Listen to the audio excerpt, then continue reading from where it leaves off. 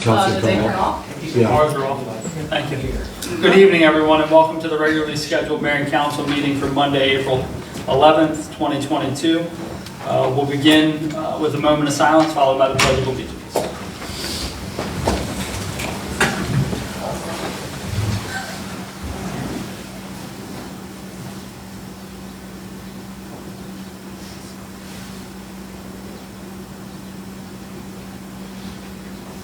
Thank you. I pledge allegiance to the flag of the United States of America and to the republic for which it stands, one nation, under God, indivisible, with liberty and justice for all. And excuse us just for a moment, we're having a couple technical difficulties with our monitors. Give it a second. They're connected to this one, so the only thing I can think is if they got kicked or something under the table, but I have no idea. It says no signal here. Oh, is it me? Did I do it? Give us just a moment. I used to do all times over there. I mean, I wasn't sitting here kicking. I think we can progress through the... It always works. I think we can progress through the minutes. And so we'll proceed with agenda item number 1A, which is the approval of our regular session minutes from March 28th, 2022. Motion to approve. I have a motion by Councilmember Orris. Second. A second by Councilmember Burrell. All in favor, say aye. Aye. All opposed? Let the record reflect that the minutes from the regular session of March 28th, 2022 passed unanimously with all council members present. Everybody in the group capable of moving forward with agenda item number 2? Okay.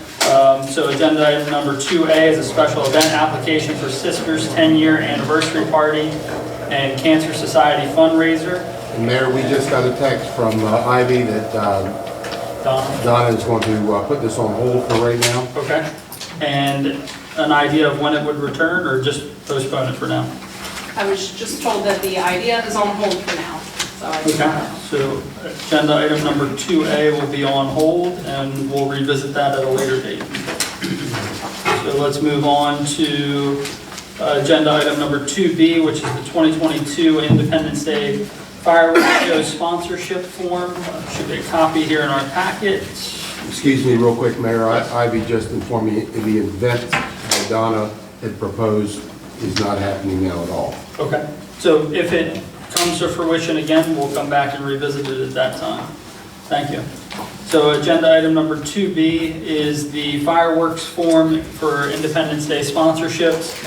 This is something that we have discussed internally as well as externally with some of our budget work sessions in the general fund. What you have before you this evening is a draft copy of a sponsorship form. It's based off of a sponsorship form that's used for our Christmas parade.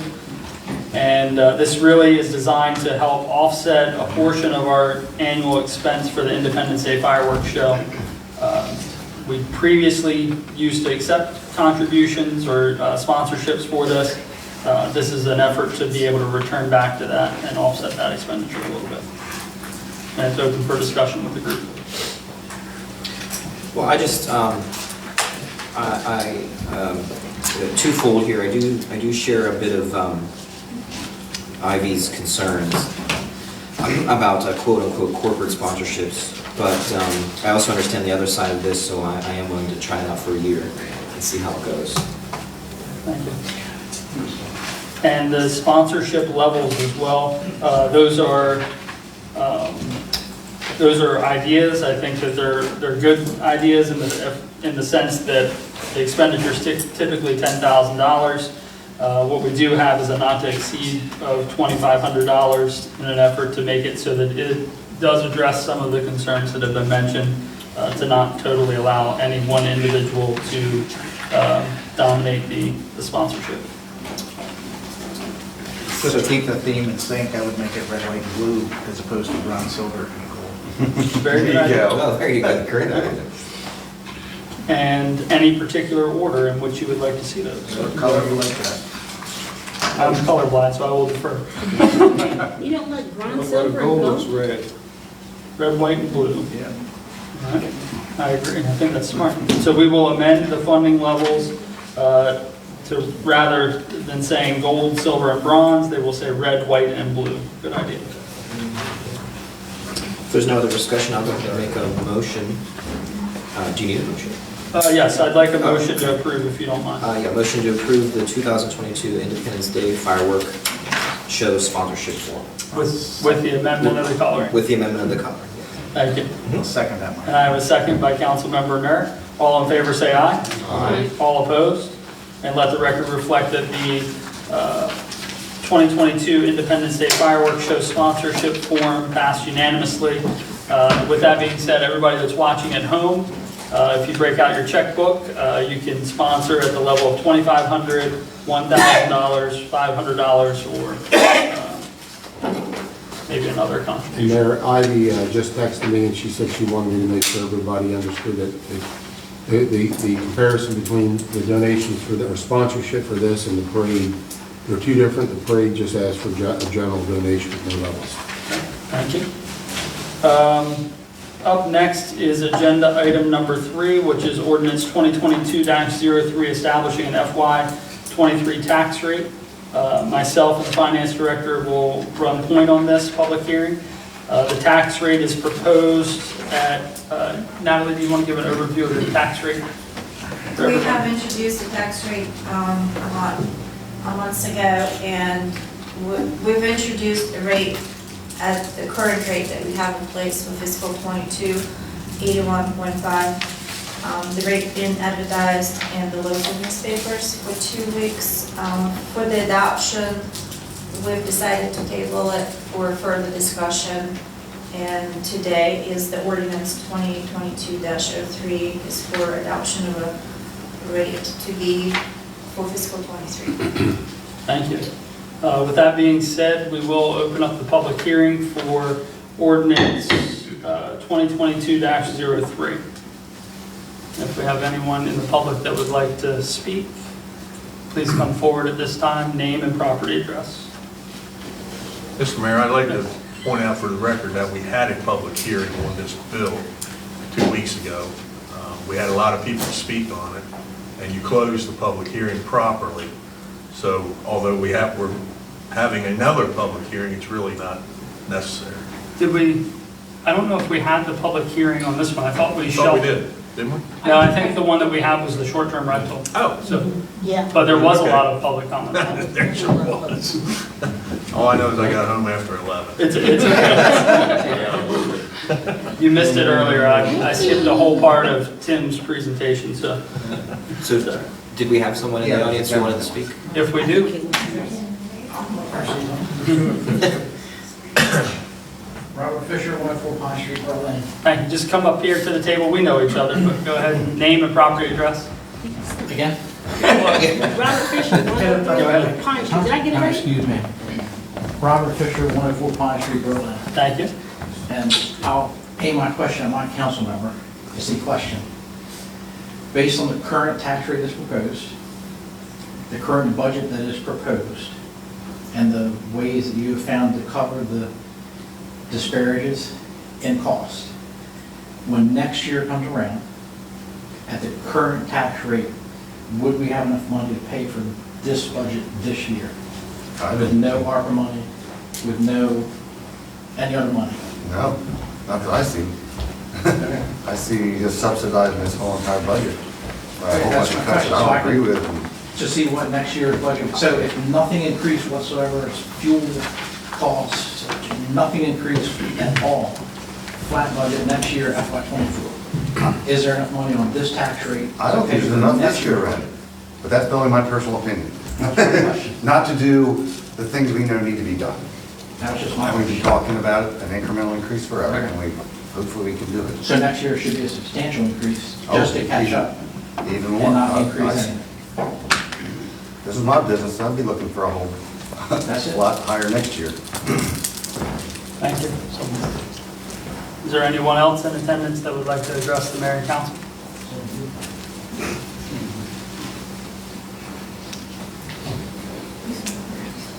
All right, let's close the public hearing. So before the council this evening is ordinance 2022-03 establishing the FY23 tax rate.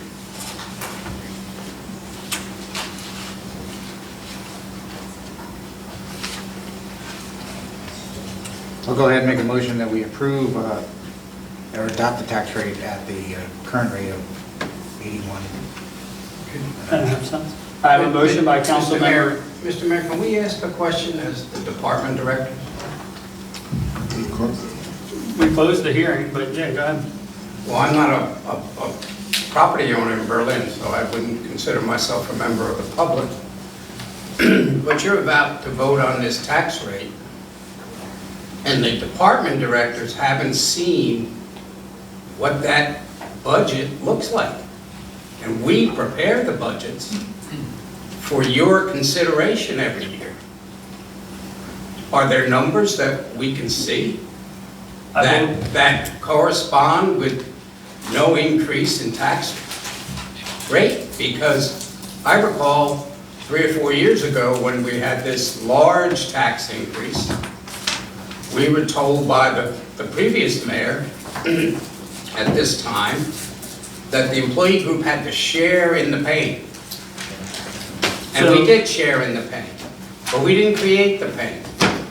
And that was because previous mayors and councils for 12 years had not raised incrementally the real estate tax rate, which is a planning tool for any municipal body for their future spending in alignment with Mr.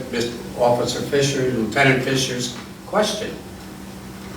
We have a gift this year of ARPA money that we have dire needs for infrastructure and planning purposes moving forward.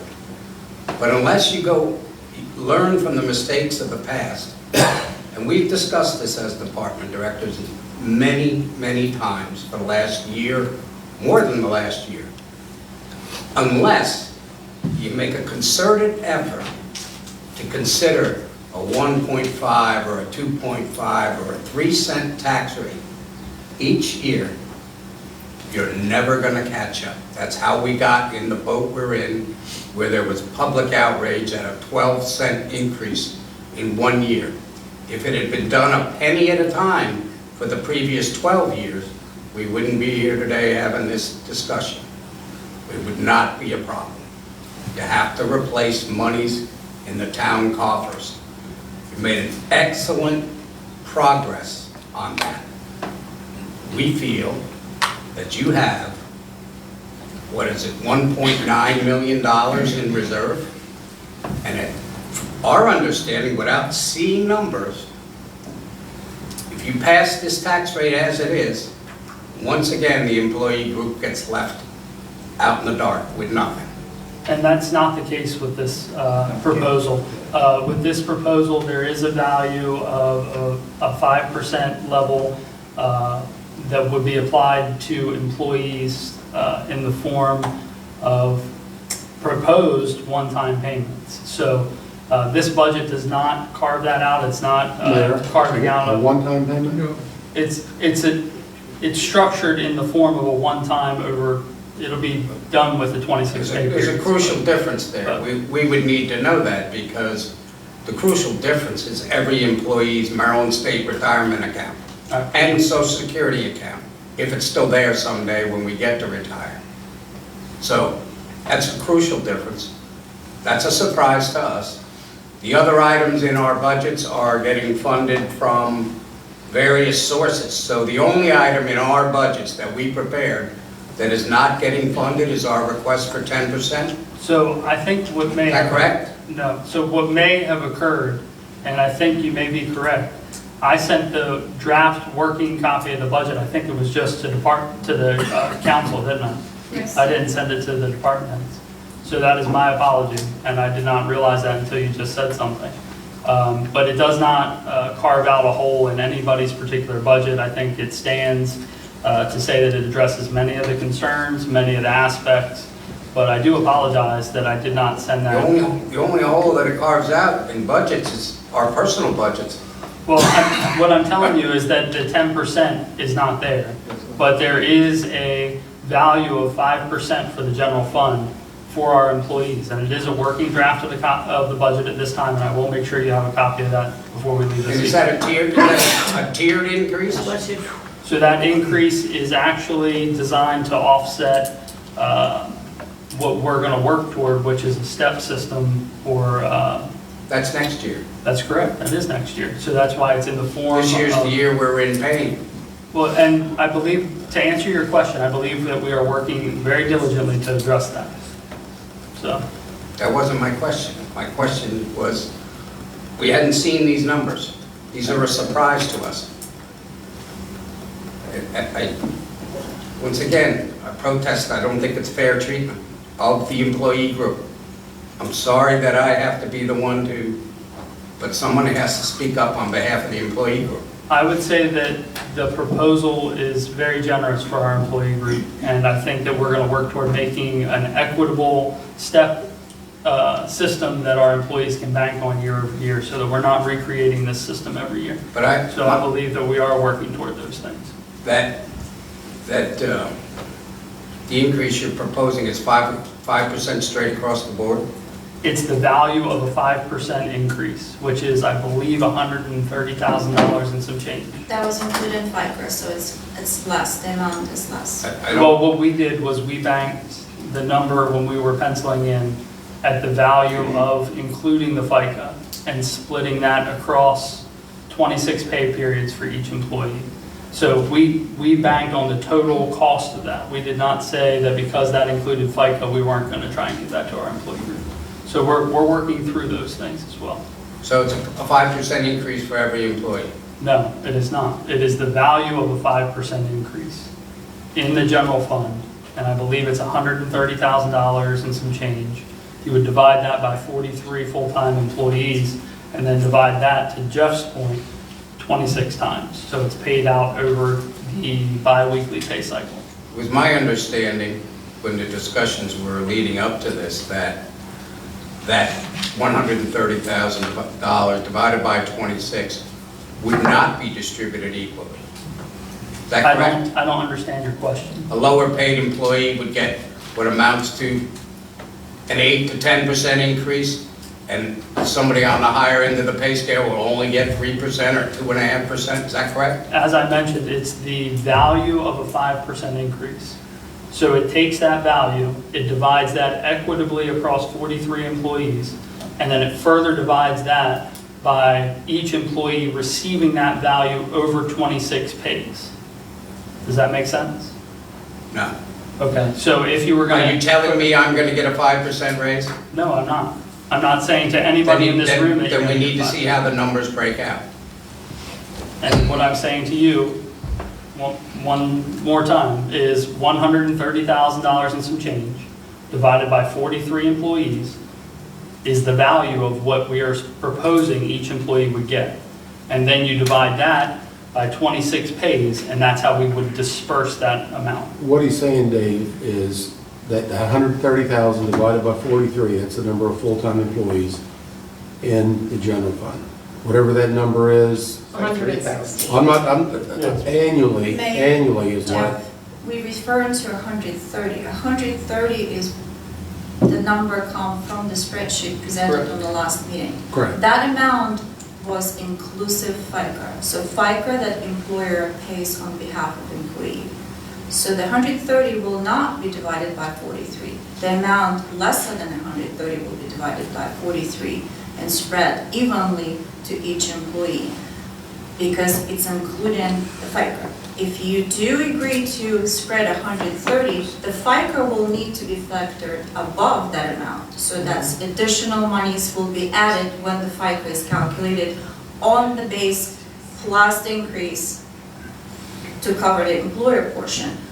To Dave's point, when you take the fixed amount and divide it into the salary of each individual employee, no, it will not carry the 5% on the personal level.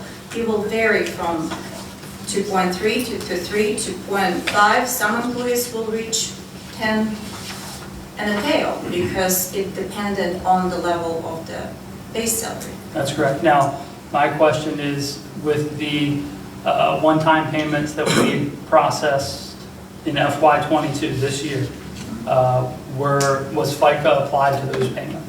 The employee received $500. Correct. We've budgeted $542 per employee. So the FICA was calculated above the $500 base. The situation that we have and discuss right now, you're referring to 130 as a 5% across the board. That is with the FICA employer portion. So then what is the value so that we can accurately state that in the table that is not including FICA? Mayor, you would need to ask me that in advance. I would Okay, have I those mean, so numbers whatever ready. the table is, I stand corrected on that, Dave. It's whatever the value is less the FICA divided by 43 divided by 26. Is that a correct statement? It will be Yes. less than 130, yes, Thank correct. you. And the one thing I want to say, what I'm about to say, I know is going to hit hard with, of those 43 folks, it's going to hit hard with 33 of those folks. I'm looking over at our police chief for a second. Again, I want the council to remember that 2022, the Berlin Police Department is currently ranked dead last on the Lower Shore for compensation for police officers. This is not designed to take place of a step system or any of those things. This is designed to get us through FY23 to evaluate a step system for all of our employees that's equitable and that we can bank on for, to Troy's point, financial future down the road. We are not trying to recreate that system in a month. So I think that does address those things. We'd have one question in the audience. I have just one question. You're losing me. I understand the concept of how you're getting to the raises. Correct. When you're saying you're dividing it across 26 pays, Correct. are we getting 26 one-time payments? And it's not technically a raise? Or is my salary, is our salary going to be the exact same next budget year as this budget year? Are you including, if you made $60,000 this year, the raise, let's say is $2,000 per person, your salary next year will be $62,000? Your base salary would remain unchanged from FY22 to 23. So you're making 26 one-time payments. It's designed, like I just said, to get us through this fiscal year that's upcoming, to get us to a step system for FY24's budget cycle.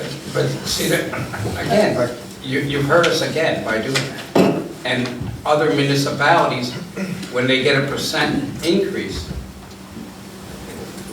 are you thinking that inflation and the cost of living is not going to march on until July of '24 the way it is?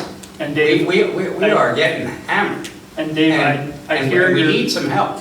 I And hear this, you. the one-time payment does not, especially at a reduced amount from what was requested. Again, I feel, I'm sorry, but I feel, we all feel disrespected. Dave, respectfully, I've heard what you said. I've read the letter as well. We are making every effort we can to get to a point where we can bank financially on the future, which is what we're trying to do with all of our staff, and we're trying to keep that in mind of the current inflationary pricing. So we're trying to address those things. I think that we're on a path to What's the success. reasoning that they're not increases in their one-time payments 26 times a year? What's the reasoning? What's that? I wasn't aware it was going to be done that way there. Yeah, As far as what? I was under the impression that, you know, that the 130 divided by 43, the Fisher's comment, if it's $2,000, that what that effectively did for every employee got an annual increase of that that number. Because the Because thing- what this doesn't do, to Dave Englehart's credit, and to all employees for a second, it does nothing for them long-term as it relates to state retirement. It does nothing for them as it relates to Social Security.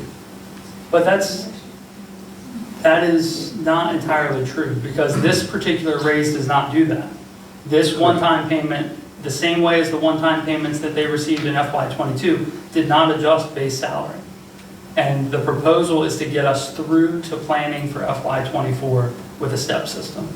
And I think that this does that. And to the point, we do have a motion on the floor, we'll see if it carries. I'm not sure how that would work Um, with payroll. I don't know. My- Mayor, I don't think that's possible to? I have to run a to separate do- pay each Be every day. other, every week, Kelsey, every week. just a second. The So, 26 Ke- pays is not set in stone.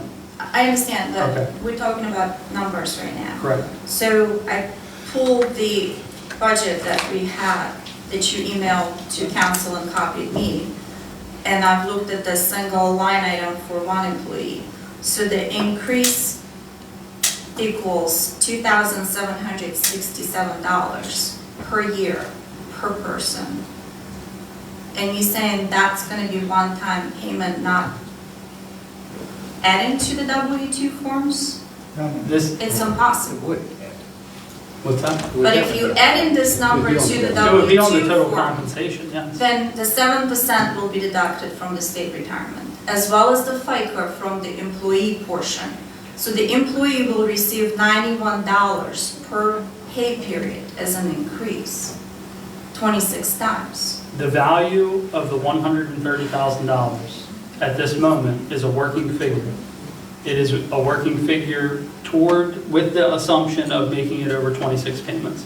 That has not been introduced. It's not been set in stone. Right now, there is $130,000 in the budget that is earmarked for our employee group, 43 full-time employees, the specifics of which is not determined at a final stage right this moment.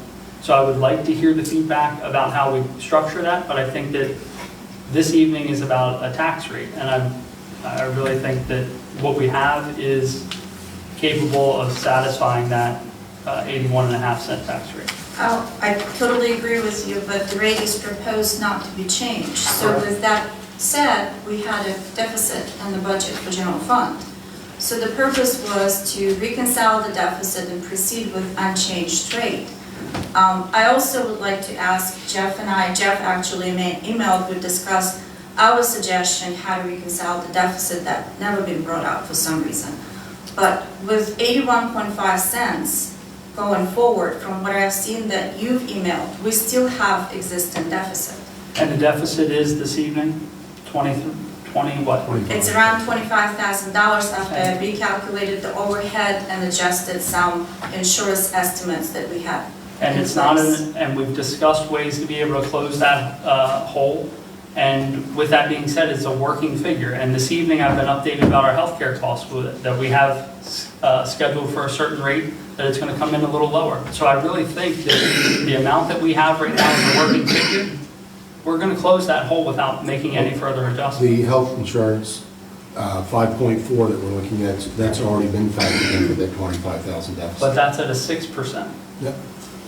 So we're looking at a 0.5% on one of our largest expenditures. So I really think that where we're talking here, we've got a pretty solid budget that's framed up without a huge deficit.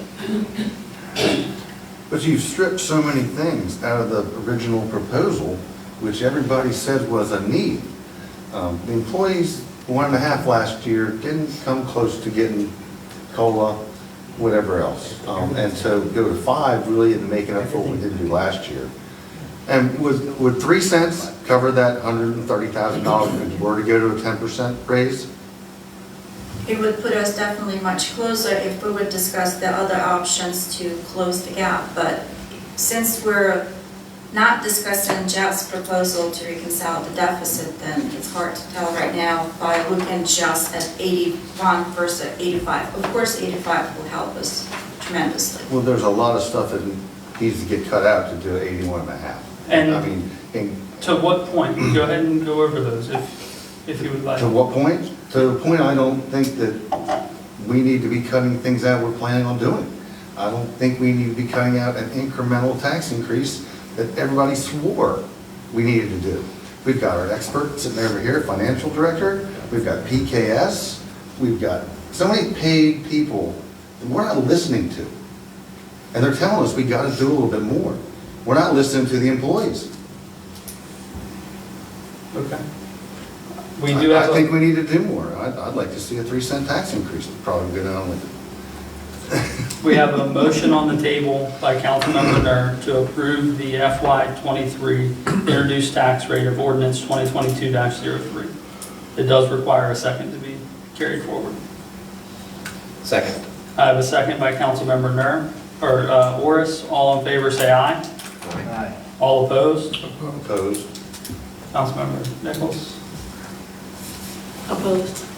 So the motion to pass ordinance 2022-03 at the 81.5 cent tax rate failed with 2 council members in favor, Councilmember Orris and Councilmember Nur, and Councilmember Burrell, Purnell, and Nichols opposed.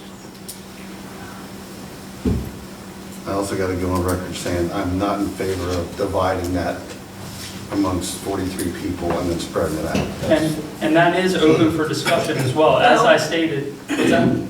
I'll say, Troy said that, my opposition right now is, I'm in favor of the spread for this year, but I don't like the layout of the spread, and that's where my opposition comes into play for today.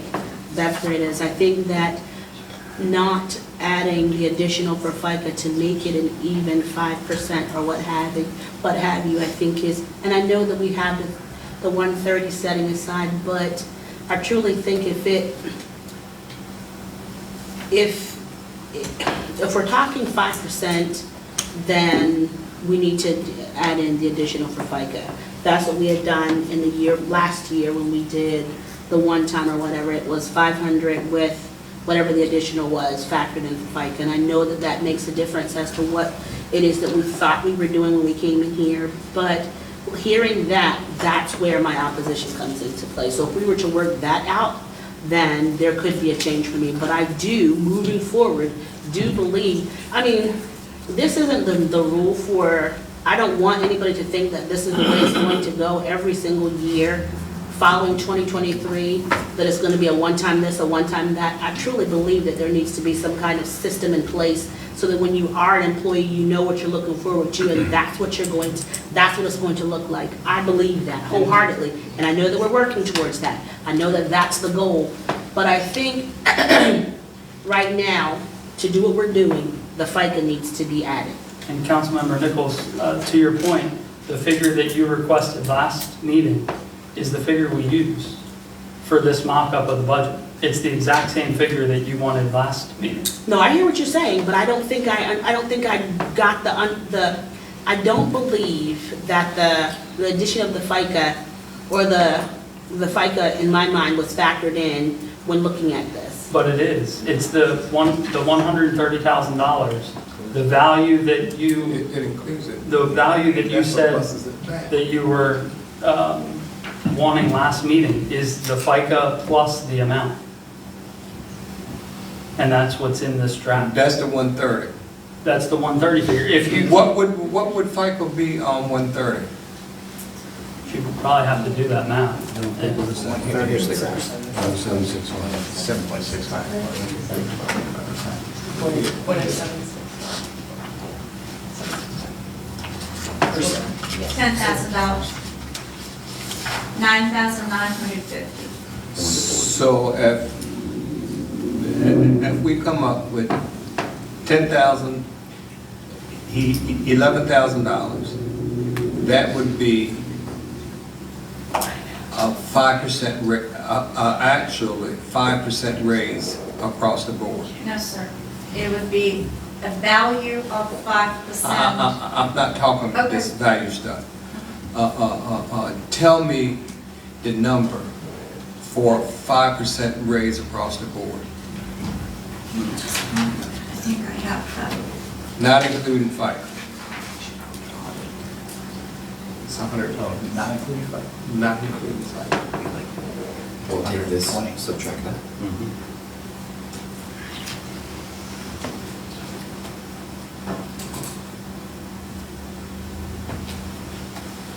Oh, Lord.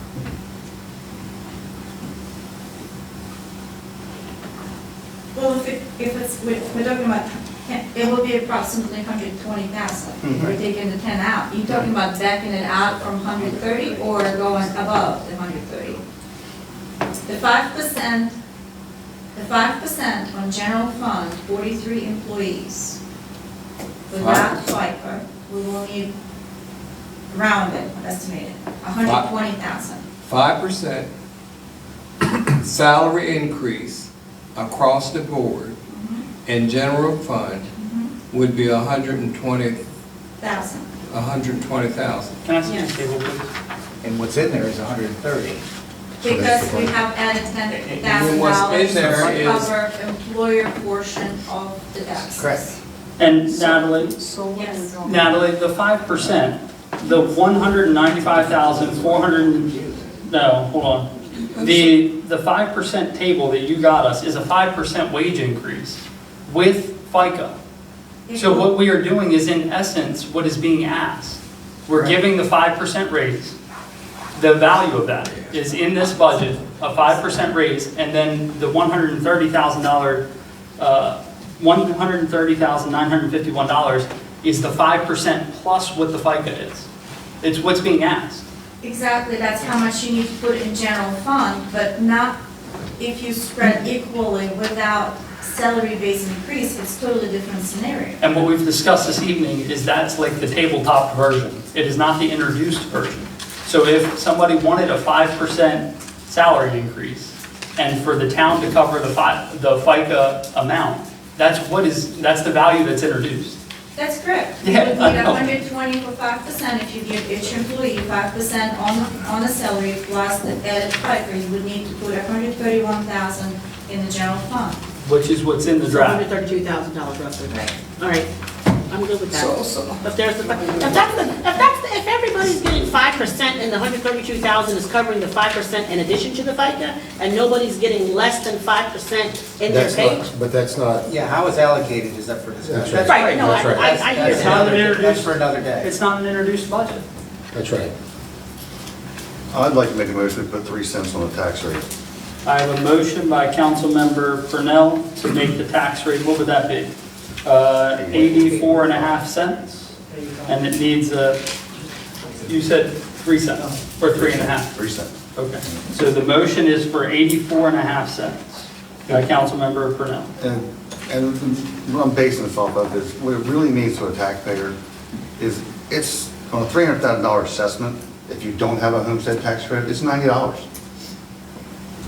And I think we can afford that in order to give these people the raises that I think they deserve.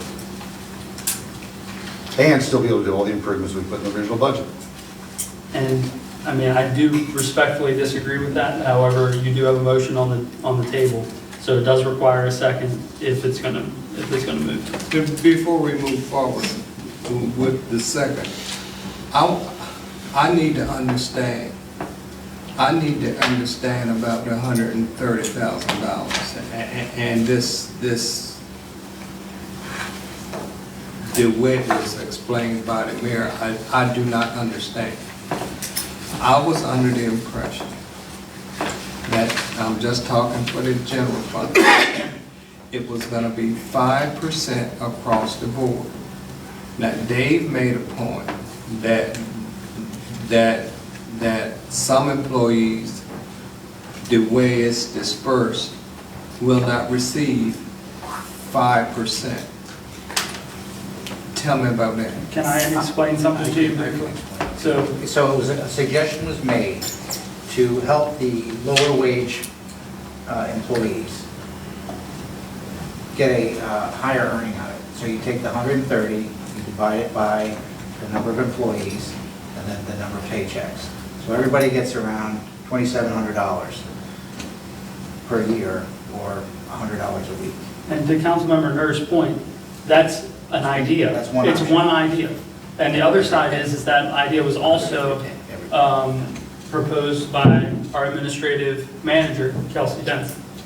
And the idea has been applied, not the value, but the idea of spreading that out among our employees at an even increment. But the other side of this is that if the budget's introduced with that and you oppose that idea, there's still $130,000 and some change to be able to cover the 5% and the FICA in that budget to be adjusted at 81.5 cents. So under that scenario, higher wage earners would get a lower percentage. They might get 2.5%. The lower wage earner would get 10%, 9%. I think the issue is the middle person.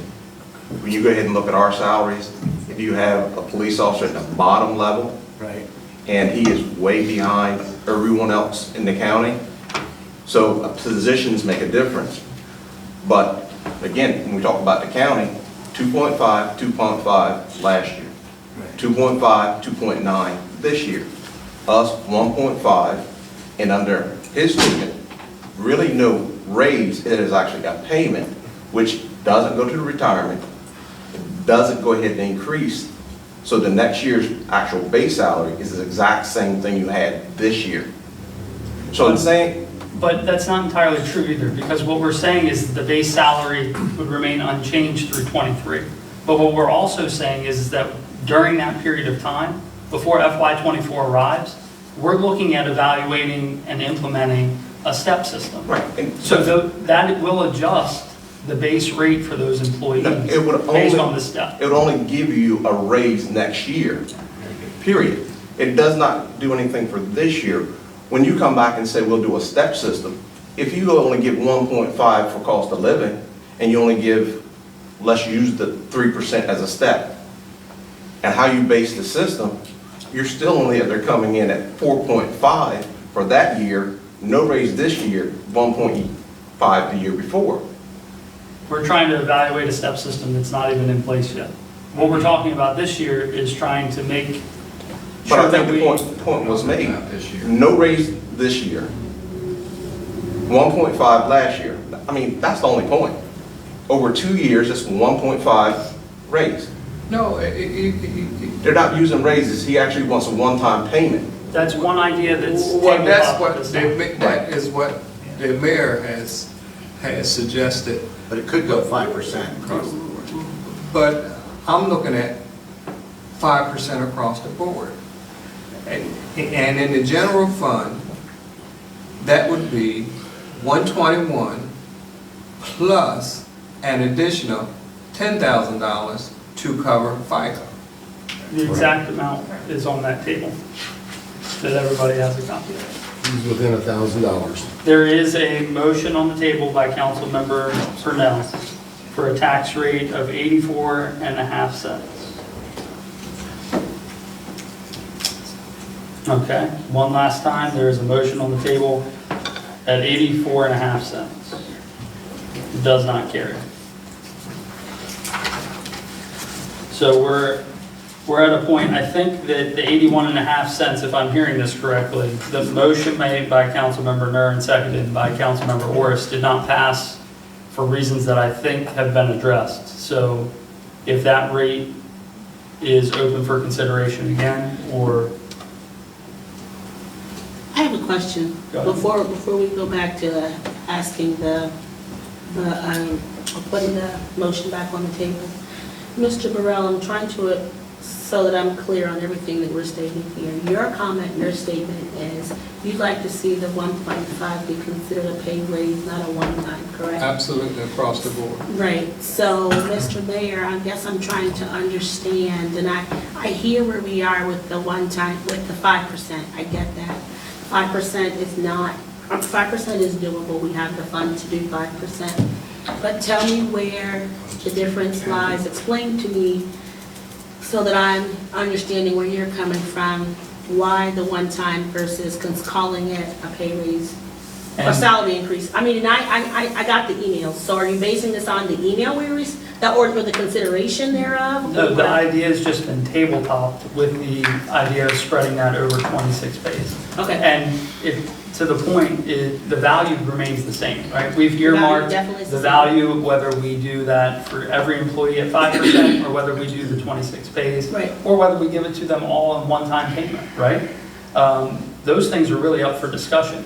For the matter of this evening, that value has been applied for us to be able to consider what that would look like under the current revenues. And I would So- like to just clarify that that email was not intended as a one-time payment. I just want to make sure that is clear across the board. That email was indicated just using an example of once you broke that down over 26 pays, this is what that would amount to. Never was it my intent to suggest it be one-time payments 26 times. I would just like to make that very clear. So. Thank you. But to the point, that value's in there. It remains unchanged whether you pursue, and that's not even a topic for this evening, whether we pursue the 5% 5% as an across the board, you just apply that and walk away, or whether you take it and divide it evenly among all the employees. The value's still in the budget, the draft copy of the budget, at that 5% level. Well, I want to, that's where, again, that's where my nay came into play. I don't want to see this in a place where it's considered something that could not benefit in the long term when it comes to retirement and whatnot. You know what I'm saying? And I say that because I know that if this were me being paid, that I wouldn't want it not to show in my overall what it is that I've earned when it comes time for me to, if we were able to retire. But And I hear that, and I'm open to that discussion Right. I between just now and didn't- introduction, but, I mean, I don't think that needs to be hashed this evening. well, I didn't want that to get lost in the wash, is what I'm saying. That's where my whole nay comes into play. I don't want the idea of it being set in stone that it's a one-time and the possibility of negotiating this into a 5% salary increase versus a one-time. That's my nay. And what I'm saying to you is that the same thing I said before, we Right. tried to apply the idea that you wanted the 5%. Right. That weighed heavily in the decision, the fact that there is 5% in there. For sure. So to hear a nay was really shocking. Well, that was, So- and I'm making sure that I'm clearing that up so that you understand where my nay came from. Because I do, the 5%, I'm for 5%, but I don't want it to be lost as to how it's beneficial all the way around. Thank you. Mayor and council, if I may, tonight is the tax adoption. Correct. We can discuss the details on 5%, etc., and another time. I appreciate your input.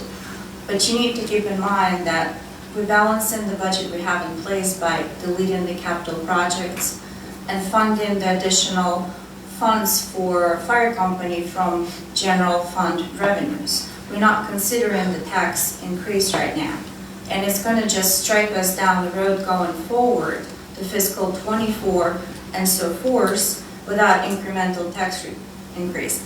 I understand it's hard, and I'm not willing to say, yes, people have to cover. But it's a necessity to look for the future, at least 3 years down the road, and see what we need. We've heard so many times, stop kicking that can down the road. We sat here last year and discussed and all agreed that this pain that we've gone through last year discussing the tax increase is not needed if we just go at least with incremental tax increase, allowing ourselves not to dip the reserves, not to rely on ARPA that sooner or later is going to run out. So going forward, today we're fine because we have a big grant on the table and we can advance funds from our reserves that we set aside. What is going to be next year? What is going to be the year after? And if we're carrying the increase additional funding for a fire company, for employees, we have to plan for that. Staying with the same rate, and we're going to just replenish the reserves and going to be backwards again, looking at what we're going to do in fiscal '24. And thank you for providing that clarity as why we're really here this evening. That is the tax rate. But I think it's also important to understand that this idea, and I think to Councilmember Purnell's point as well, this budget is not balanced on the back of ARPA. It's not balanced that way at all. The only thing that is coming from ARPA is what we propose as a stopgap measure to get us from FY22 to FY24, where we can implement a step system. That's the only thing. Nothing else is funded through ARPA, other than one-time things, which is a radio acquisition and a strategic plan.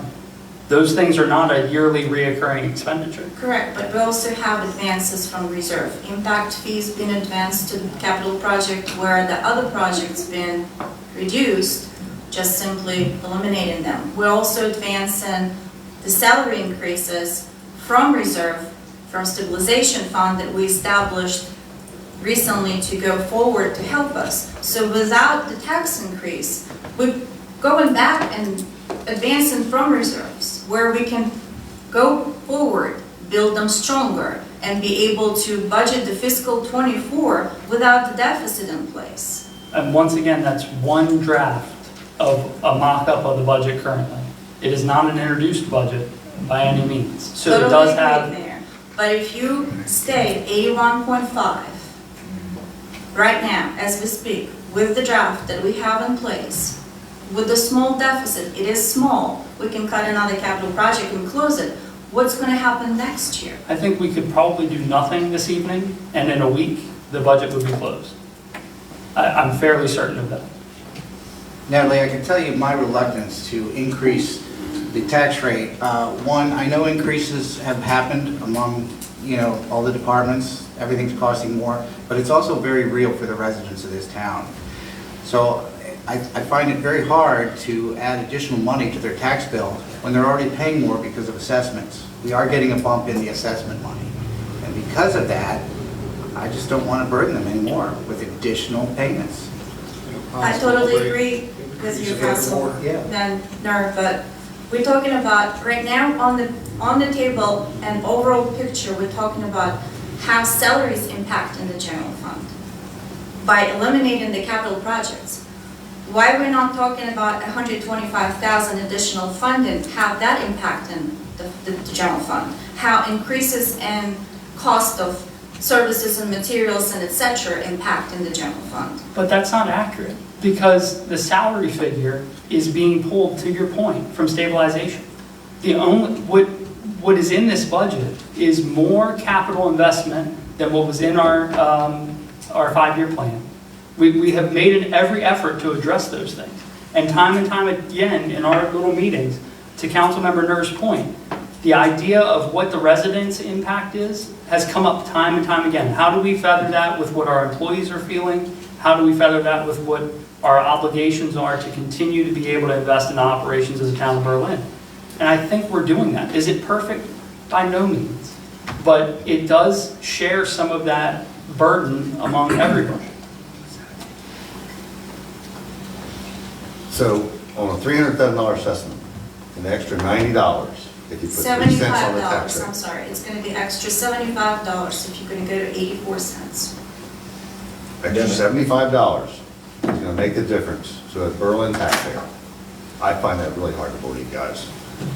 $100 for a year, just to do these things that we know we need. We've been talking about it for 12 years. There's a lot of stuff on here you're cutting out here that we know we need to do, because we've done some planning for the future. We know we need to do it, and we've talked about it, but we haven't done it. Not the way I run my business.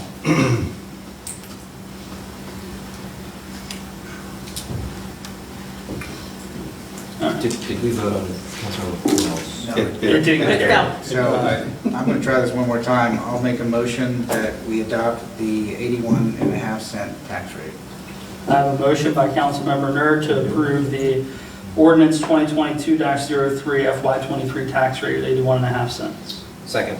I have a second by Councilmember Orris. All in favor say aye. Aye. All opposed? Opposed. Let the record reflect that the vote to approve a 81.5 cent tax rate passes 4-1 with Councilmember Purnell opposed. Thank you. Up next is a public hearing on Resolution 2022-04, authorizing the execution of a cable franchise agreement between the Town of Berlin and Comcast of Eastern Shore, LLC, and the Town Administrator Jeff Fleetwood will run point on this. Mayor and council, this process started, Mary, what, 5 years ago? At least. So it's been ongoing. The legal counsel that has been representing the town is from an organization called the Cohen Law Group, and Joel Winston has been our attorney that's been doing our negotiations with Comcast. In your package, you will find the executive summary letter. It's multiple pages. And I do wish to read to you a couple things. Bear with me just a second. When this goes back into February of 2022, when we were finishing the final touches on this, if you will, Mr. Cohen, or Mr. Winston, excuse me, had shared with me that the terms of this proposed agreement are the strongest possible under federal law in favor of the town. So I found that, pretty resounding, if you will. And then a lot of you, I don't know where it shows, I don't have the current FY22 budget in front of me.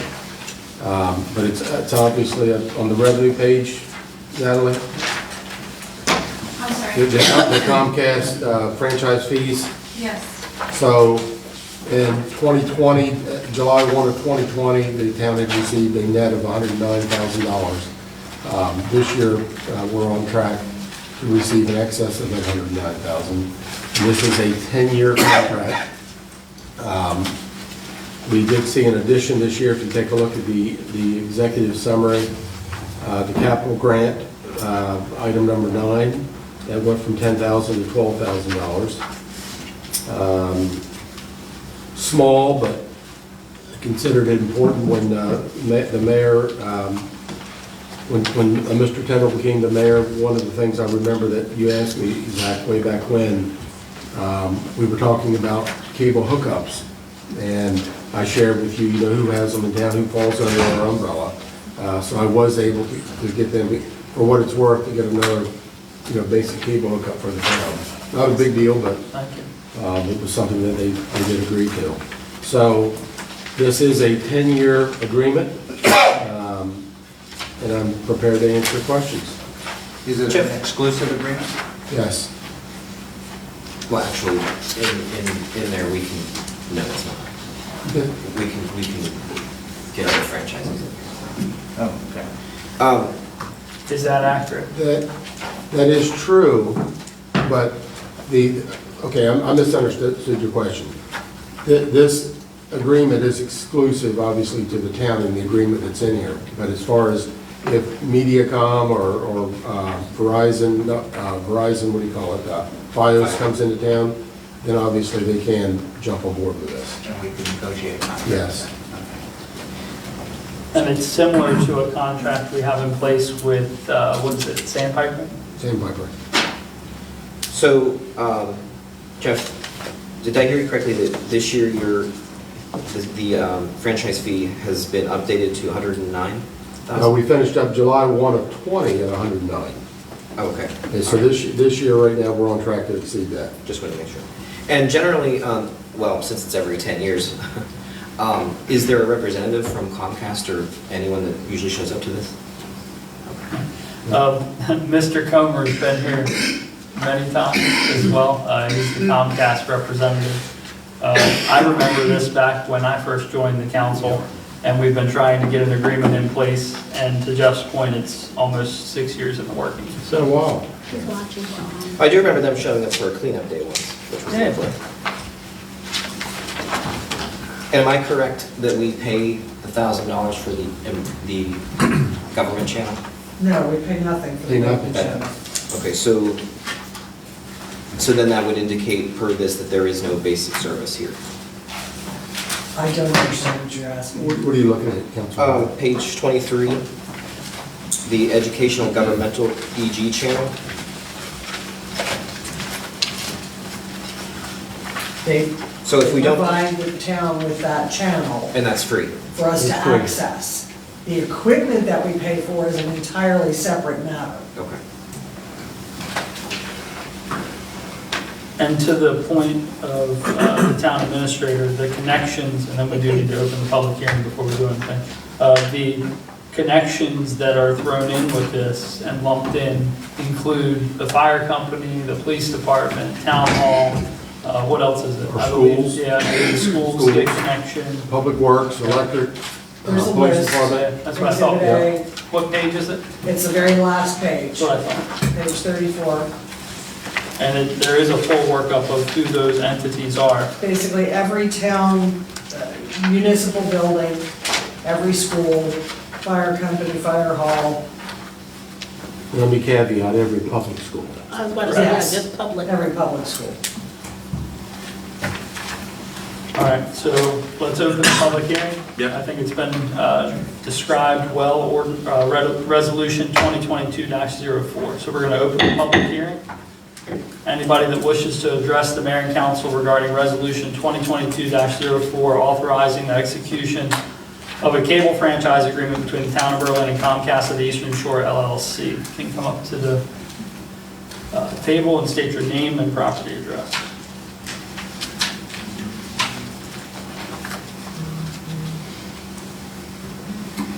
Okay, seeing none, we're going to close the public hearing for Resolution 2022-04 and entertain a motion by the council.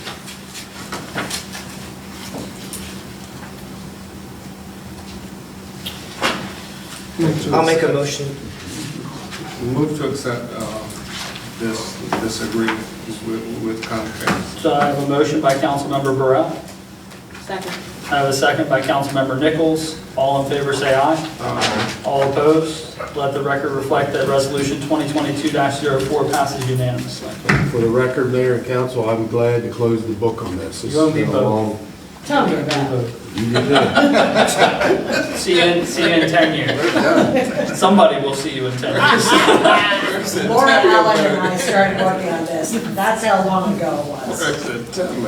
All right, so let's move on to agenda item number 4, which is proclamation 2022-03, recognizing our upcoming week of April 17th to April 23rd as Take Pride in Berlin Week.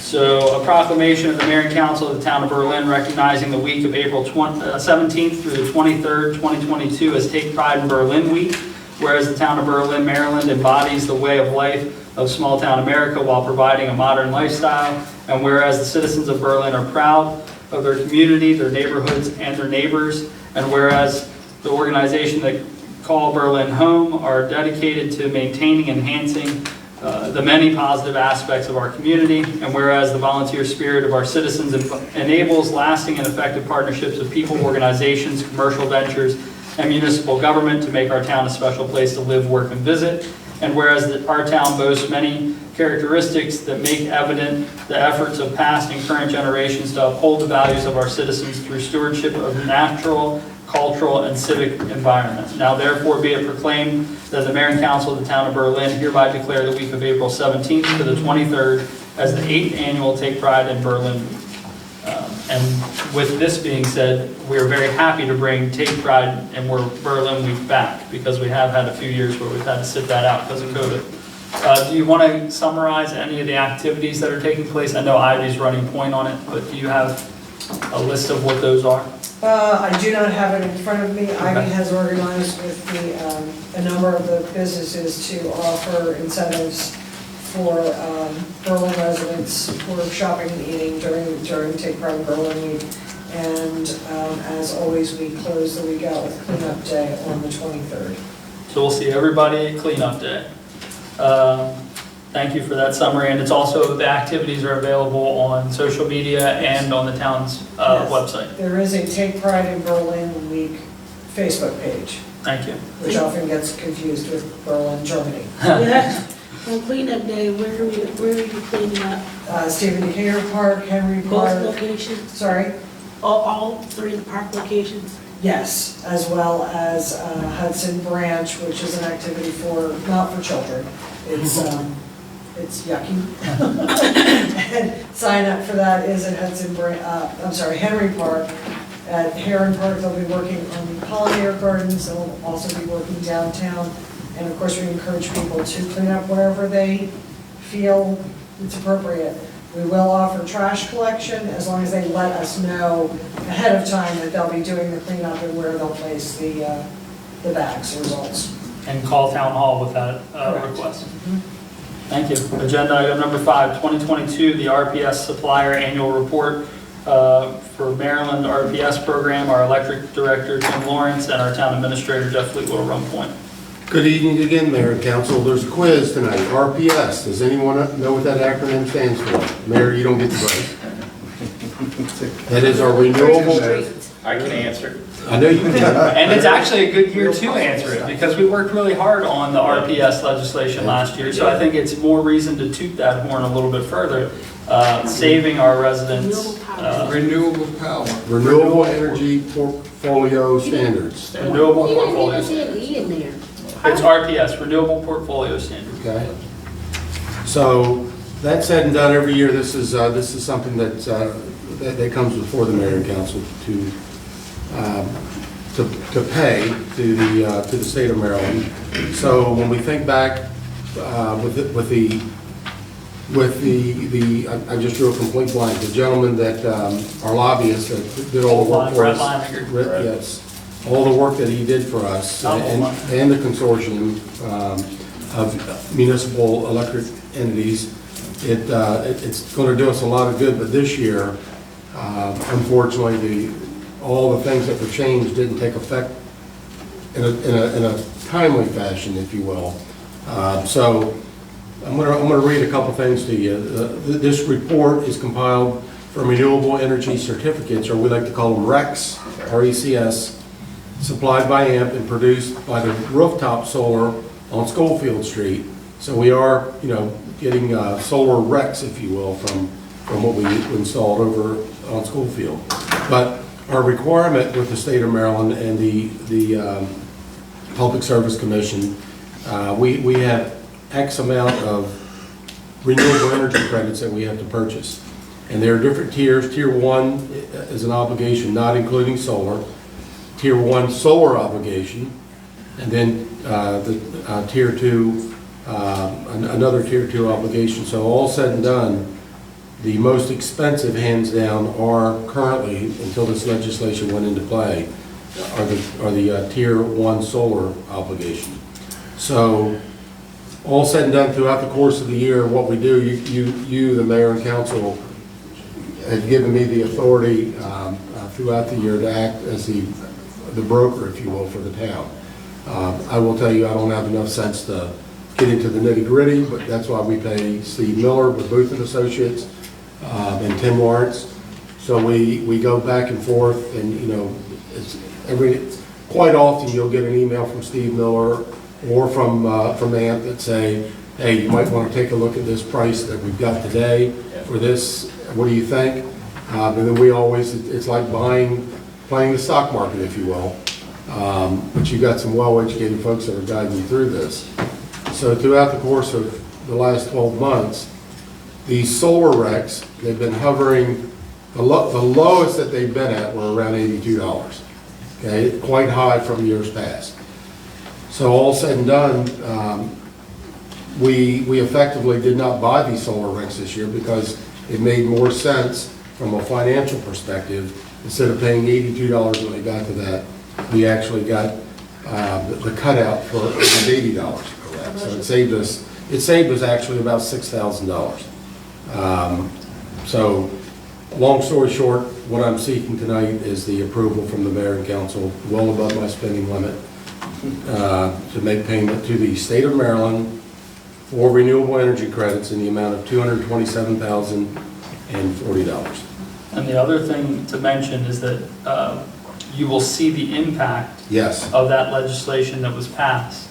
It is passed in the legislative session, but it does not take effect until October. So it took effect in October of 2021. So we will see that impact in 2022's report. That's correct. So we do need a motion to, and a vote from the council to be able to expend the $227,000. Motion to approve.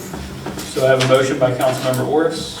Second. I have a second by Councilmember Nichols. All in favor say aye. Aye. All opposed? Let the record reflect that the 2022 RPS supplier annual report and payment to the state of Maryland of $227,040 passed unanimously. And thank you very much, Mayor and Council. Thank you. Up next on our agenda is item number 6, the appointment of board, commission, and committee members. Before we go into this section, I do want to say that I heard all of you loud and clear about what you would like to see for the new members that are for appointment. However, it happens that the first appointment that I make then does not follow that because we have an election that we need to move forward with. We have Board of Election members that their terms are expiring, but as I indicated in the letter to all of you, the code requires that we appoint them, before the first Monday in March. We're in April.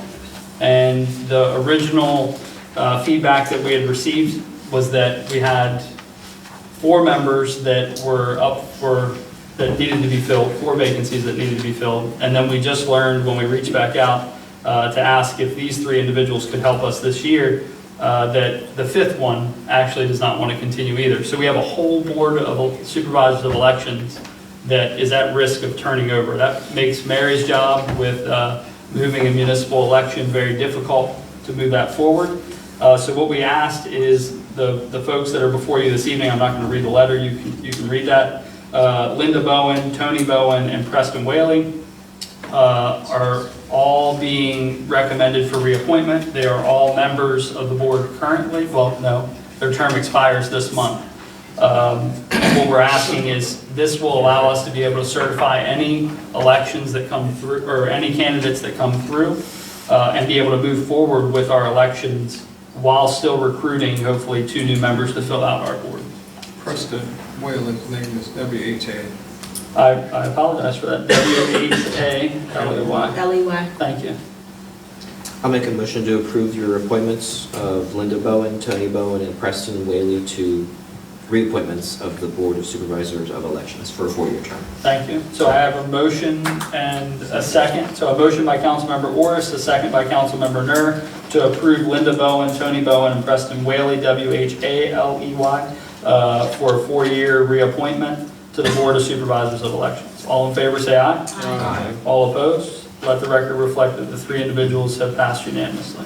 Mayor, can I clarify one thing? You indicated that they agreed to stay on through the end of this year. Correct. So are they being appointed for 4 years or just for?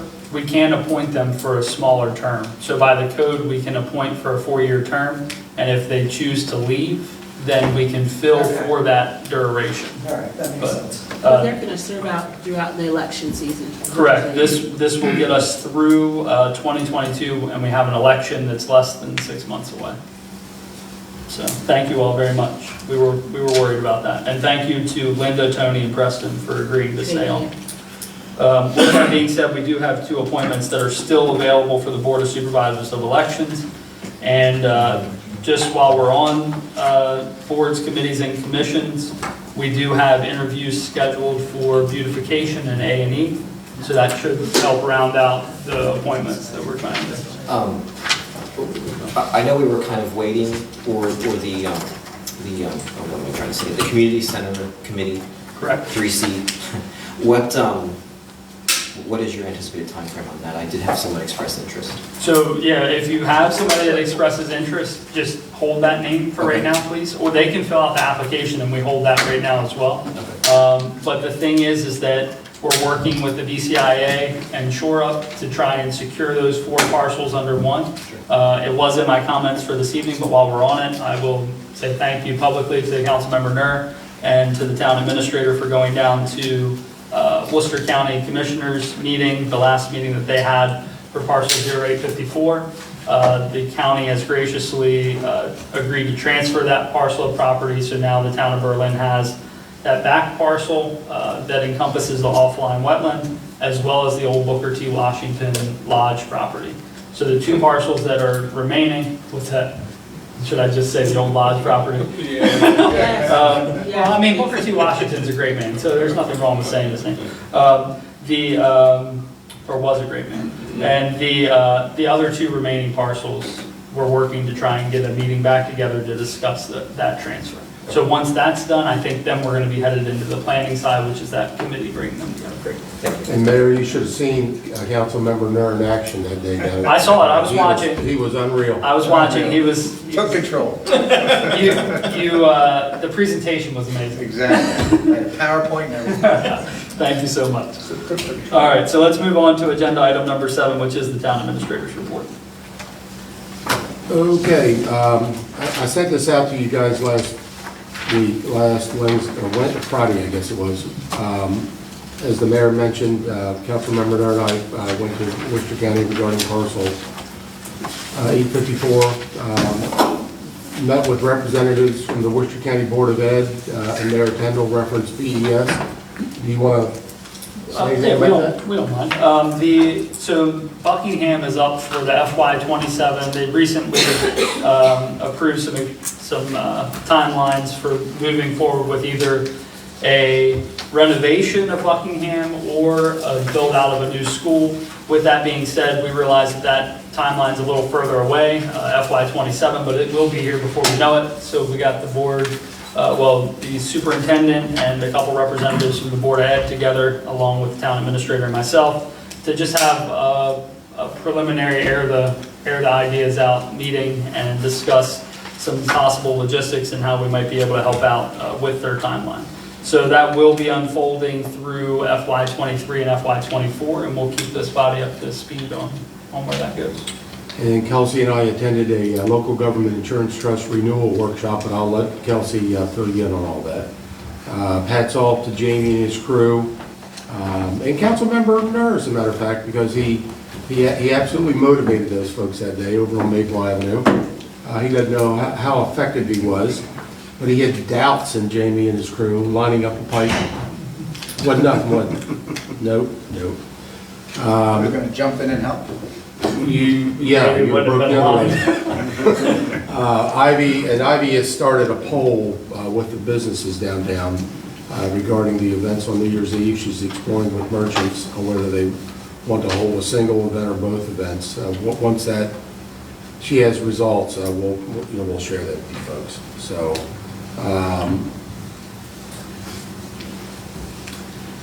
Tomorrow, Maple, right? Yes, sir. Go and fill everybody in on that real quick. Tomorrow morning, we're going to replace the stormwater pipe that goes from one side of Maple to the other. We've notified, all it's going to affect is Willows at the end.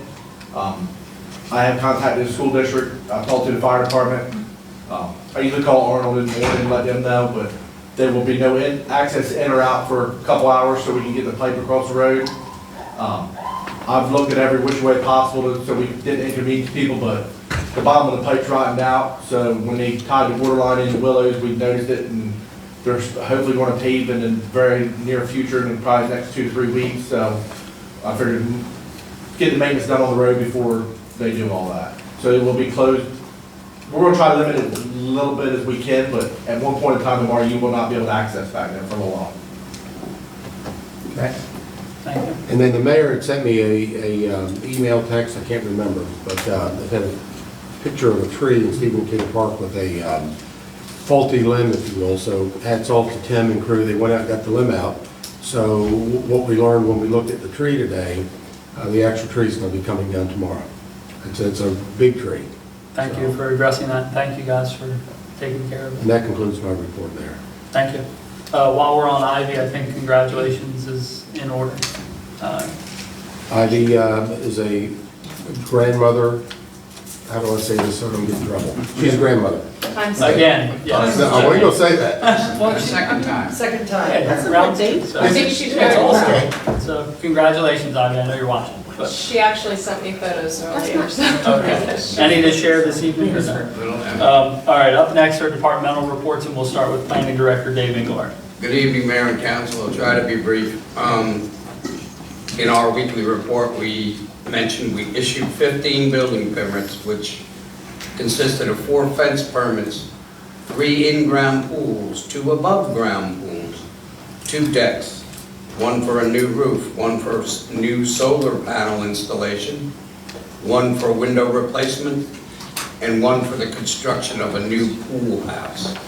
So we've been busy with permits all along. That's all I have. Thank you. I forgot to ask any questions for the town administrator or the planning director. All right, thank you. Up next is our electric utility director, Tim Lawrence. Good evening, Mayor and Council.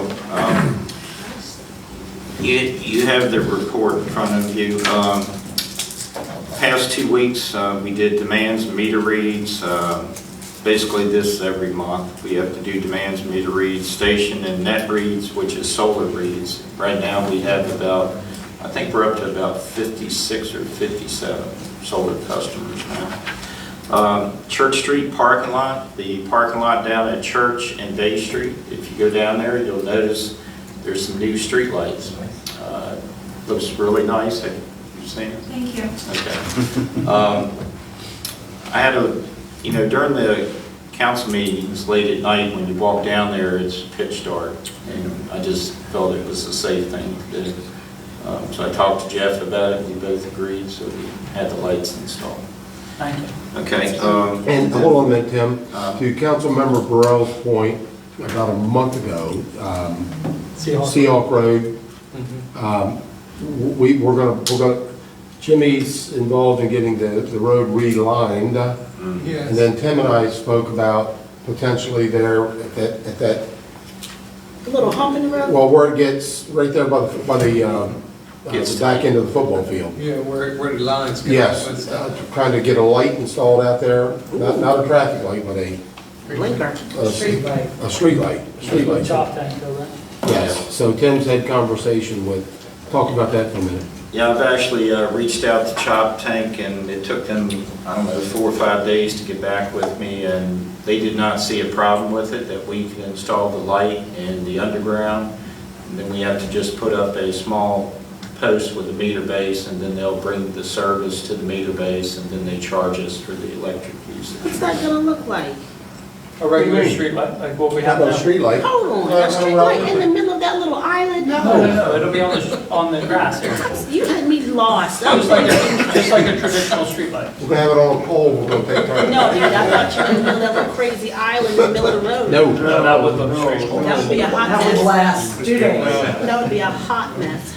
Anything else? Yes. Nelson Street, we had to do a disconnect for some siding work on a home being done there. Down at Route 376 and Route 611, we assisted the Public Works Department with the sign removal, which Jimmy will explain more about that one. 210 West Street, we had a power outage there, which turned out to be a underground issue, we thought, and then we thought it was a transformer, so we got it working and got it repaired.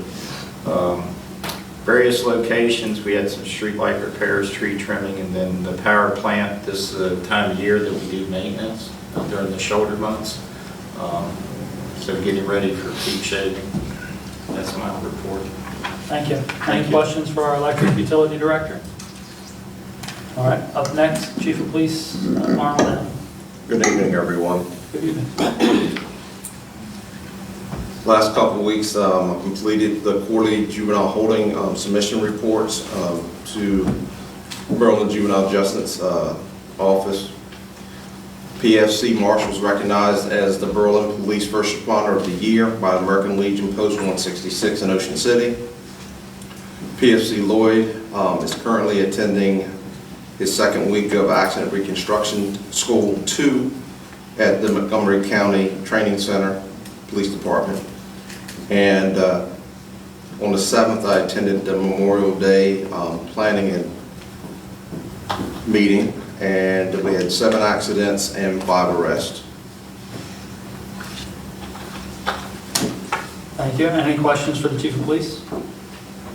All right, up And next. Also, myself and Lieutenant Fisher will be going to MML Police Executive Association Conference in Ocean City all next week. Thank you. Up next is our town attorney, David Gaskell. It's always good when you have that. Up next is our finance director, Natalie Slay. We're continuously working on utilities fund projections for fiscal '23 budget. And just a reminder, 18th, we will have a budget work session here at 5 o'clock for water resources and electric. As well, this upcoming week on the 13th, that's directed at the councilman, at 4:30, we will be discussing electric with Mayor, Jeff, myself, and Tim, and 2 councilmen are welcome to that meeting. Councilwoman. Persons. We extend those out. I will The send the meetings. invite tomorrow, or Joanne will send the invite. Joanne will take care of it. I believe she's out tomorrow, so I will forward the invite on her behalf and copy her. On Monday at 3:30 p.m., we will be discussing water resources. So the same invite goes for everybody, for 2 councilmen to attend. On the 18th, you said? 18th at 3:30, water resources. 13th at 4:30 for electric. And you haven't missed anything. Those were literally scheduled within the hour of us. Yeah, that wasn't, we did not send emails, but I will tomorrow. Working on the franchise tax reconciliation to be submitted by the end of this week. We worked as a team, billing and customer service, on printing the bills, and they will be forwarded out to the mail Also, we reviewed the debt services for general fund, electric and sewer. Completed the monthly billing for miscellaneous invoices. We have scheduled a department meeting for next week to discuss the outgoing projects and plan for the next week. That's all I have. Thank you. Any questions for our finance director? All right, up next is Public Works, Jimmy Charles. Good evening, Mary. Yes. DJ Jimmy Charles. On April 5th, we met with the Parks Committee to discuss next Saturday, the 23rd, cleanup day.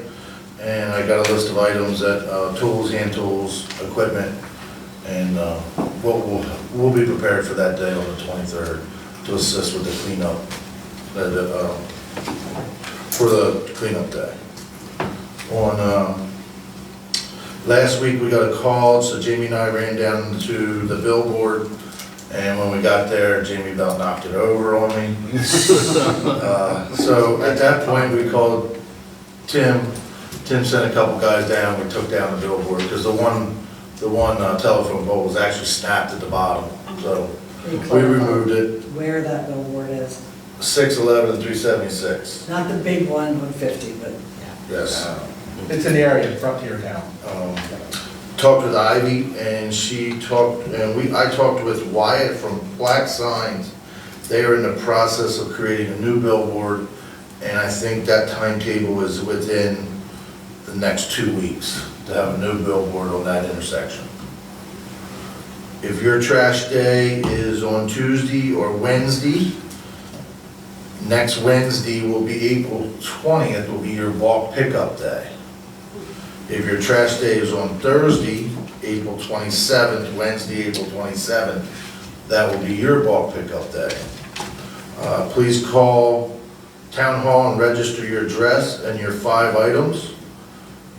We will only pick up registered residents. All mattresses and cloth furniture must be wrapped and sealed. Mattress bags are available at Town Hall for pickup. That's all I have. Thank you.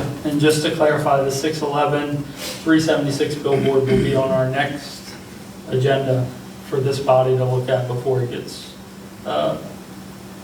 plastered up there for everybody to see. Thank you. Any questions for Jimmy? Yeah, Jimmy, if someone has more than 5 items, what is the charge for each additional item beyond that? It's a very interesting the question. limit, Yeah, when how many years ago, 3? roughly. When this came before the body, we had it built in that we were going to do that. Right. But in the end, what was settled upon was a max number of articles, and that's it. There's no mechanism right now, if you've got 7 items, for us to pick up the other 2 and bill you for it. Okay. What Which is end up why we happening is you pre-register. have 7 items at every house then. But I think That would be unlikely, but, But I think that's why it's important that we encourage folks to pre-register online so staff know what they're picking up. They have to. Right, they have to, Register. yeah. They have to either call in or register online. If they And have just to not done clarify, so. It's 4 items, it's not 5. Right, I'm sorry. correct. Okay. No, he was asking, what if it was 5? It is 4. I must have thought. Yeah, he did say 5, that's what I was like, Sorry. he's throwing in a freebie. Good job. I was really trying to help you out. Just for everybody watching, 4 items. talk to your neighbors. Maybe Maximum of 4 items, it must be pre-registered either by calling or if there's a form on the website, and that's. And if If your they- mattress isn't wrapped, it will not get picked up. Yes. Correct. And sofas. And to clarify on that issue of wrapping fabric items and mattresses, that is actually a public health issue. It's not because we want to put more plastic in the landfill, it's to protect our employees as well as the general public.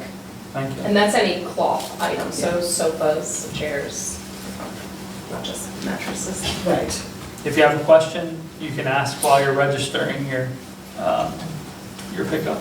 Michelle and Blakely will do a fine job of explaining everything to you. Thank you. Any questions for Jimmy Charles? Yes, Jimmy. Are we gonna be be weed killing sidewalk. Yes, We've discussed. vegetation control, I know what that is next year, vegetation control. Vegetation mitigation. And that is, we've discussed that internally also, but we're working to try and find the most economical way to apply to acquire vegetation control mechanisms, because the pricing has increased so much. So there are some floating theories, and we're working through those. In years past, we did it ourselves. Someone here was certified to do it. We still are. What we're trying to do is acquire the product for vegetation control. Okay. And that has inflated significantly, so we're trying to The find- chemical's gone from, help me out. it was $500 for a 30-gallon drum.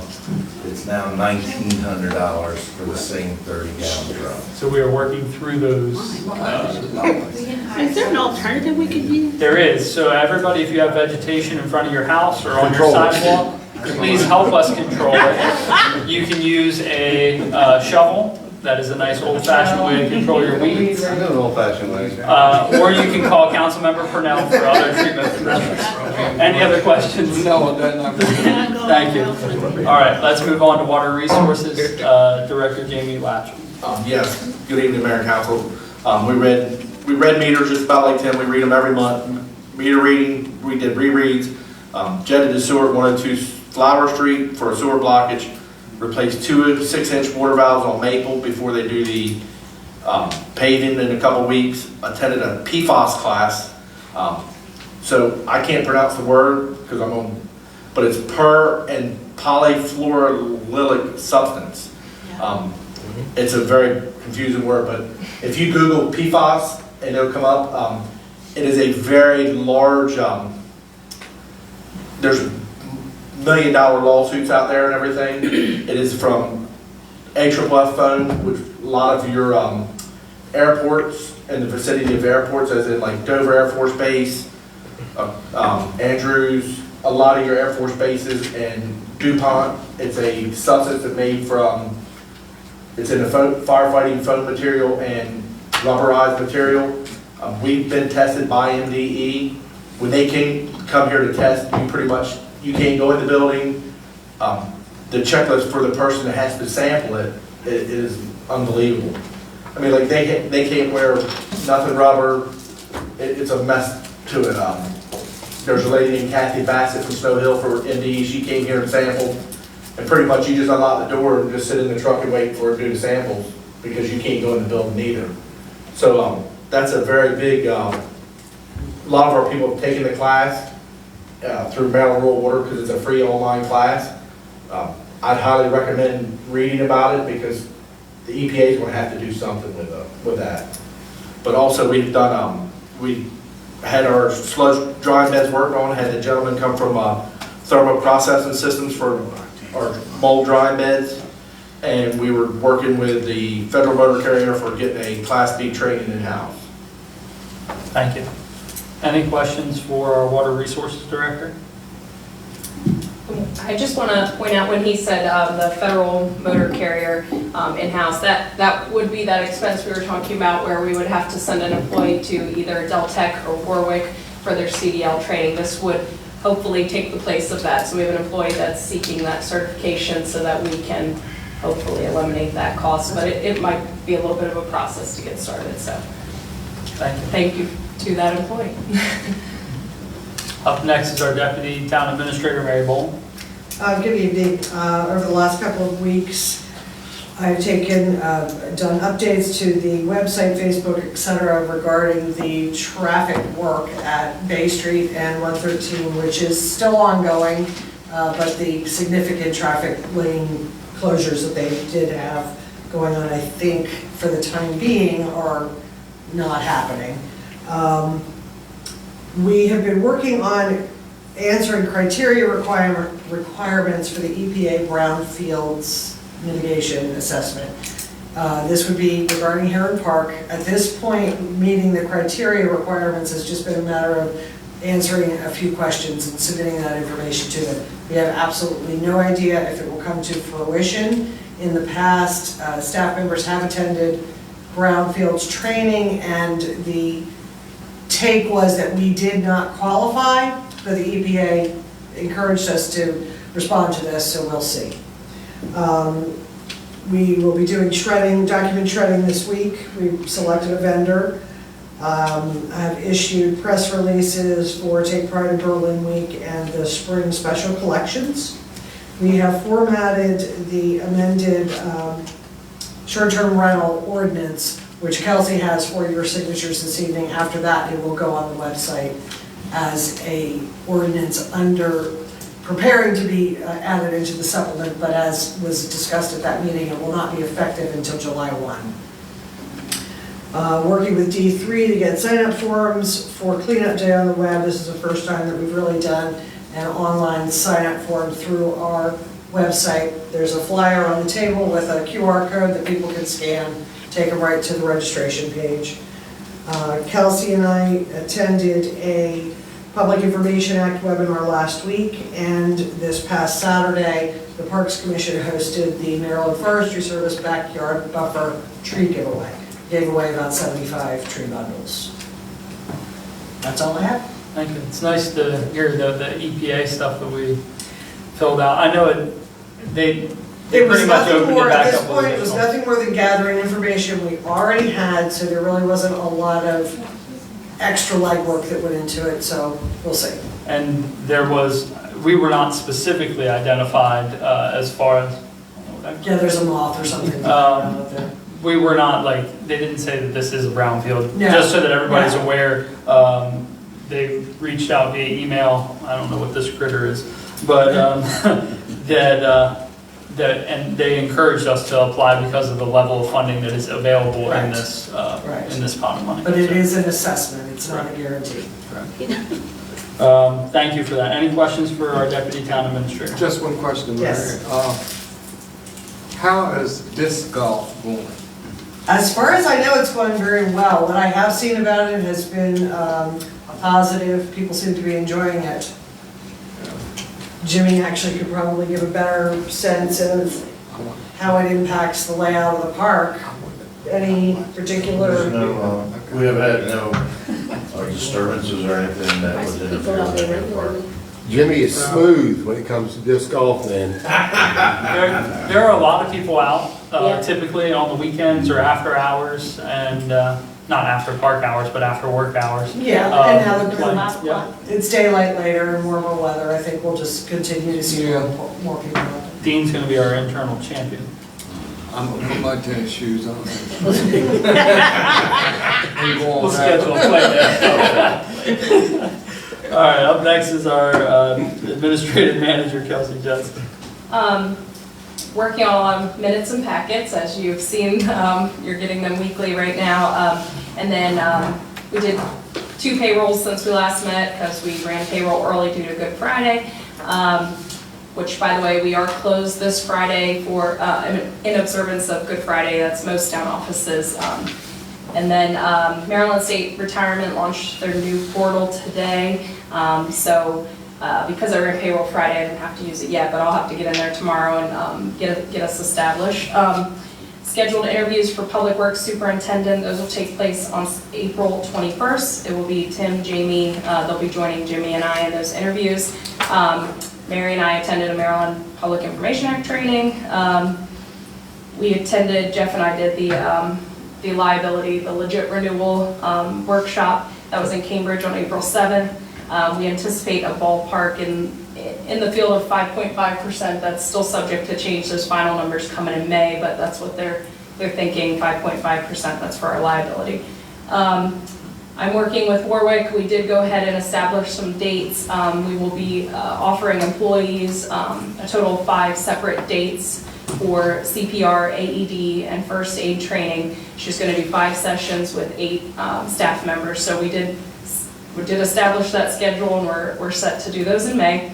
I had a call with Dealey for workers' comp renewals on April 6th, and the final number came in for that. It was like 5.19%, so we'll call it 5.2.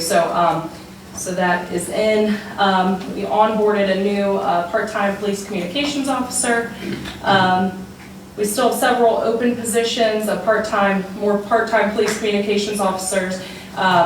We need a part-time seasonal grounds maintenance worker that would be employed by Public Works. We're still looking for 2 full-time police officers, a full-time Public Works superintendent, who I hope we will determine on the 21st, a full-time wastewater plant operator trainee, a full-time lineman second class. So that has all kept me very busy. I've sourced that through some of those positions through a newspaper. I've sourced them all through MML, local colleges. I reached out to Salisbury, UMES, Warwick. I also reached out to the Worcester County Board of Ed, asked if they could post those seasonal positions and the part-time positions with their student services group. And then I also reached out to, well, Tim reached out for AMP to have his position posted there. I know Megan reached out to Maryland Rural Water for that position. So I'm hoping with all the sourcing we're doing along with Facebook and the town website that we can get some applications. But right now we are not seeing anything come in.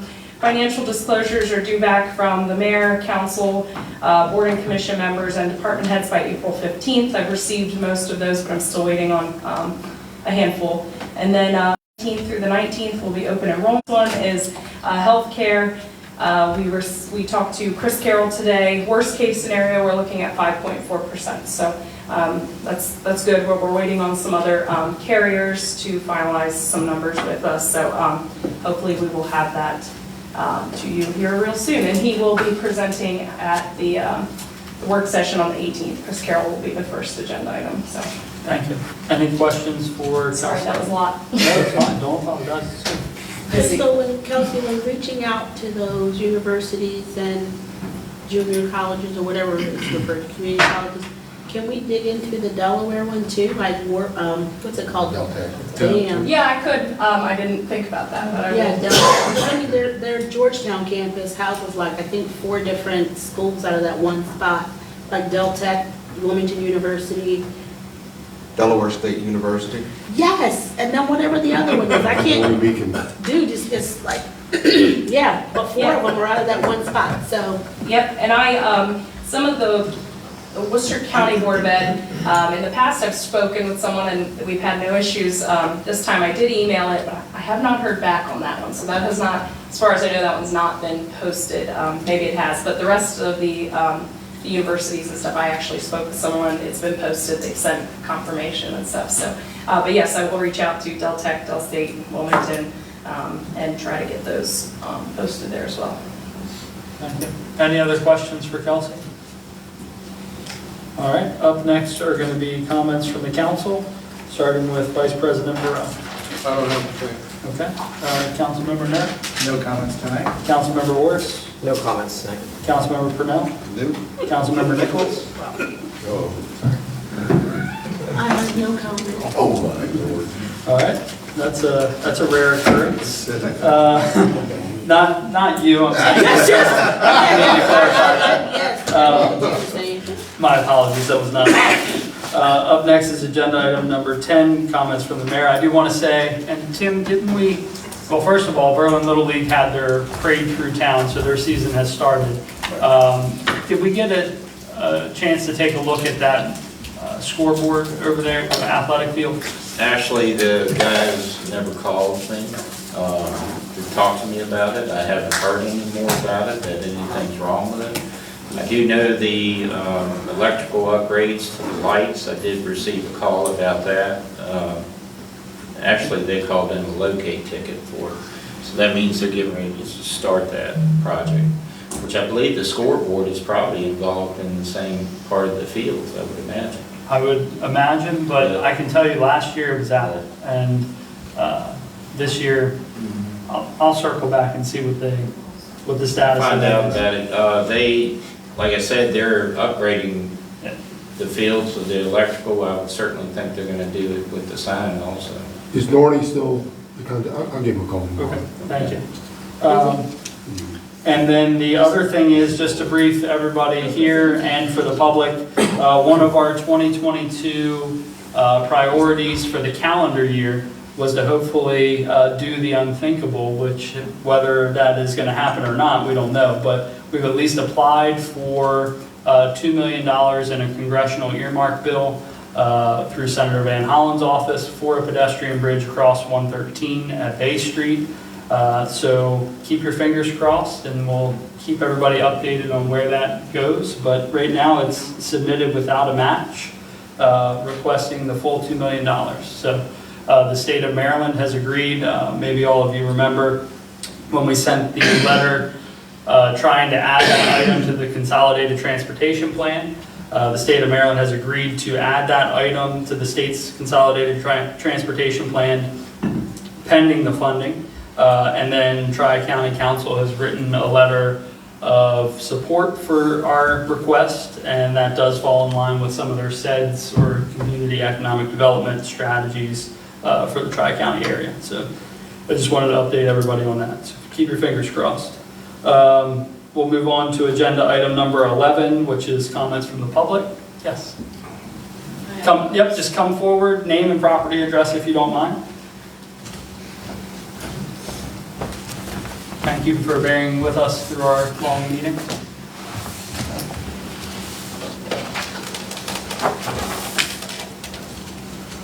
My name is Constance Pena. I'm at 301 Powell Circle.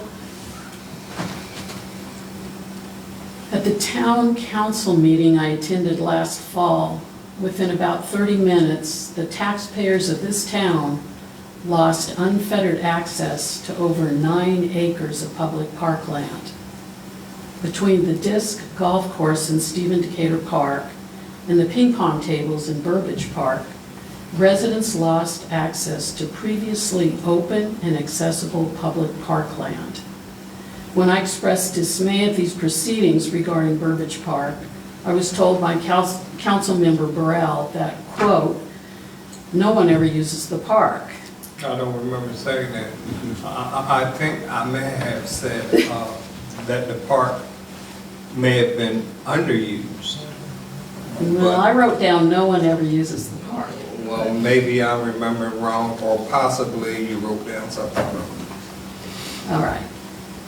I visited the park the next day, and I did encourage you to visit the park. I did, yeah. And I go by it all the time, so I was aware of it. And also Stephen Decatur Park I visited.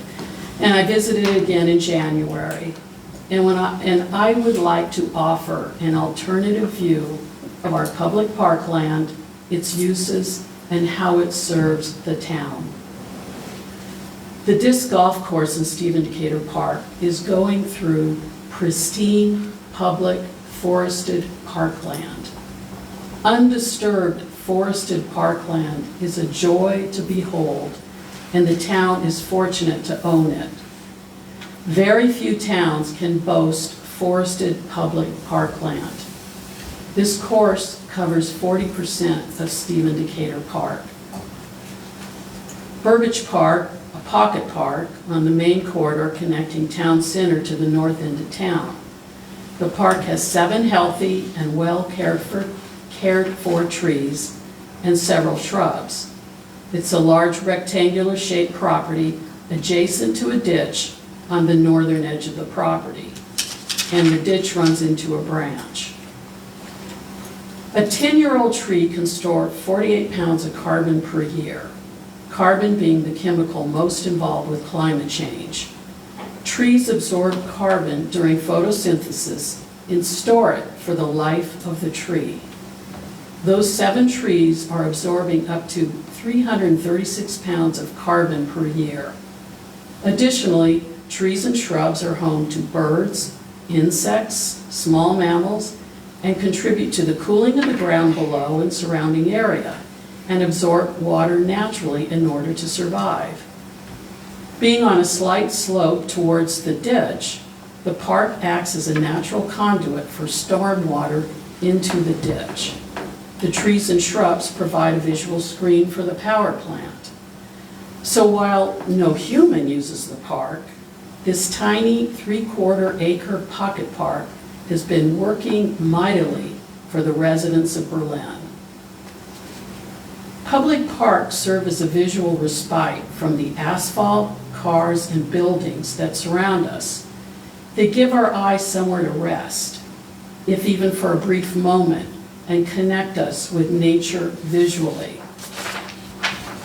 Berlin needs an overall vision and plan for the town and parks that recognizes, enhances, and protects its natural beauty. As one travels through town, our eyes naturally connect the green spaces, whether from private residences or the public parks. I see this as a river of green that allows the architecture of the town to shine against it. My fear and concern is if we allow visual intrusions into this river of green, we run the risk of destroying the very thing that makes the town special. When freestanding, temporary wooden structures such as Berlin Commons are allowed, or the application of paint on public surfaces with colors and shapes with no connection to the sport or the surrounding community, or the installing of recreational equipment in otherwise open park space that was not designed for it, we clutter the landscape and then we lose that river of green. Mr. Mayor, council members, as a resident of this town, I depend on the elected officials and commissions to protect our public parkland. Thank you. Thank you, and thank you for sharing that with us. Is there anyone else from the public that would like to address the mayor and council? Okay, anyone from the press? Move to adjourn. Thank you. Second, all in favor? Aye. Thank you.